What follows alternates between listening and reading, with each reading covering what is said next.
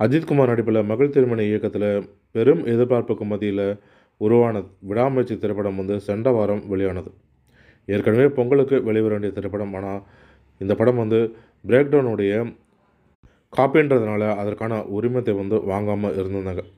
அந்த உரிமத்தை வாங்கிட்டு வெளியிட்டால் தான் நல்லாயிருக்கும். அப்படி இல்லைன்னா படத்துக்கு பல பிரச்சனைகள் வரும்ன்ற காரணத்தினால அது தள்ளி போனது. அதன் பிறகு சென்ற வாரம் வெளியானது இந்த திரைப்படம். இதன் காரணமாக தான் பொங்கலுக்கு வெளிவிடாத நிலைமையும் ஏற்படுது. மியூசிக்கை பொறுத்த வரைக்கும் அனிருத் எப்பவும் போல தான் வழக்கமாக இந்த படத்துலையும் கலக்கியிருக்காரு. எந்தவித குறையுமே இல்லைன்னு சொல்லலாம். பேக்ரவுண்ட் மியூசிக் ஆகட்டும், பாடலாகட்டும் எந்தவித குறையும் கிடையாது.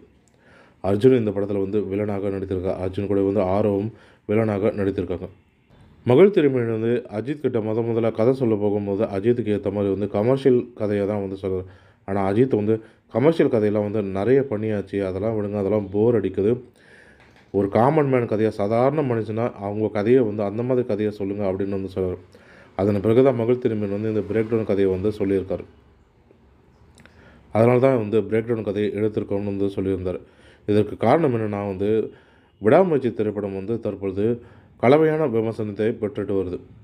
முதல் 2 நாளுன்றது பார்த்திங்கன்னா ரசிகர்களுக்கான காட்சி.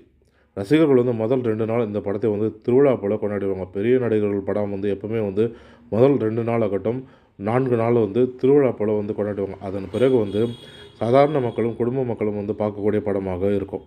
அவங்க எந்த அளவுக்கு வரவேற்பு தராங்கன்றதை பொறுத்து தான் 2 நாளுக்கு பிறகு வர காட்சி வரவேற்பு எல்லாமே 2 நாள் பிறகு சாதாரண மக்கள் எந்த அளவுக்கு வரவேற்பு தராங்களோ அதை பொறுத்து தான் படம் ஹிட்டா இல்லையா, எவ்வளோ கனெக்ஷன், அது எல்லாமே பொறுத்து தான். அதன்படி தற்பொழுது இந்த திரைப்படம் முதல் நாள் மட்டுமே 34 கோடி வசூல் செஞ்சுருக்கு. விமர்சன ரீதியாக கலவையான விமர்சனத்தை பெற்றிருந்தாலும் 2வது நாள் உலக அளவில் இந்த திரைப்படம் 72 கோடியை வசூல் செஞ்சுருக்கு.